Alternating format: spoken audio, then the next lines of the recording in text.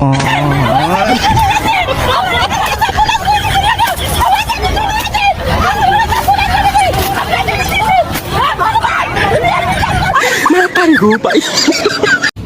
Guys, সায়নের আড্ডাতে সবাইকে স্বাগত জানাই। আজকে আমাদের টপিক হচ্ছে শিলিগুড়িতে অন্নপূর্ণা ভাণ্ডার।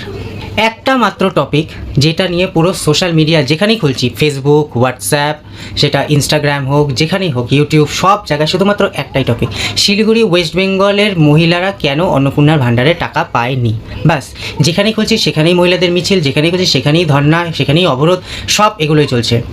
বাড়ির থেকে বেরোতেও এখন ভয় লাগে, যখন তখন যেখানে সেখানে রাস্তা অবরোধ, মিছিল দেখতে পাই, ভয় লাগে। কিসের মিছিল সেটা? অন্নপূর্ণা ভাণ্ডার। যদি টাকা দেবে না অন্নপূর্ণা ভান্ডারে, তাহলে সবারই স্টপ রাখুক, আগে সবার ইনকোয়ারি হোক, 5-6 মাস পর আবার শুরু করুক পোর্টালটা, আমরা রাজি আছি। কিন্তু আমাদের বাড়ির সামনে মেয়েরা পাবে, কেউ পাবে না, ওইটাকে সহ্য করতে পারি না। মানে কাকিমণির মেন সমস্যা সবাই পাচ্ছে কি পাচ্ছে না সেটা না, ওনার পাশের বাড়ির মেয়েরা পেয়েছে কিন্তু উনি পায়নি, সেটাই ওনার মেন সমস্যা। আবার কিছু কিছু কাকিমারা আছে যারা একবার ফর্ম জমা দিয়েছিল, তাদেরটা কোনো কারণে রিজেক্ট হয়, তারা আরেকবার ফর্মটা জমা দেয়। শুনে নিন তাদের কথা কি ঘটেছিল।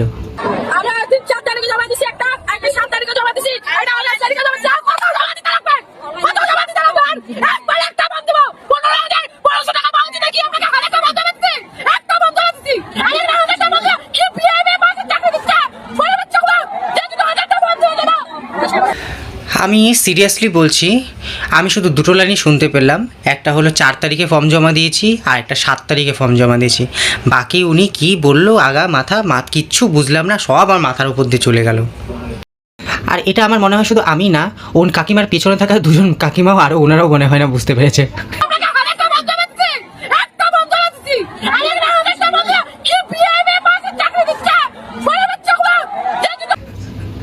ওনাদের মুখের এক্সপ্রেশনটা দেখলেই বোঝা যাচ্ছে। আরেকদিকে কিছু কাকিমারা দল নিয়ে গিয়ে এক বিডিও অফিসের সামনে ধর্ণা বসিয়েছে। ওনাদের কথা, ওই অফিসারদের ওনার অন্নপূর্ণার ভাণ্ডারের টাকা এখনই ফেরত দিতে হবে। আর এই কাকিমা অন্নপূর্ণা ভাণ্ডারের টাকাটা ওনারা চালু করেনি তো যে ওনারা ফেরত দেবে, কিন্তু কাকিমা মনে হচ্ছে আজকে ওনার থেকেই সবার টাকাটা উনি নিয়েই যাবেন বাড়িতে।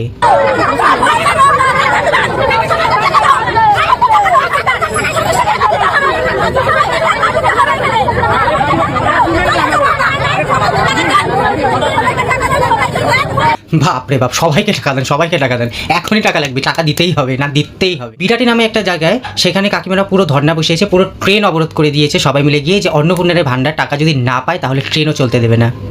উমেন্স পাওয়ার বস।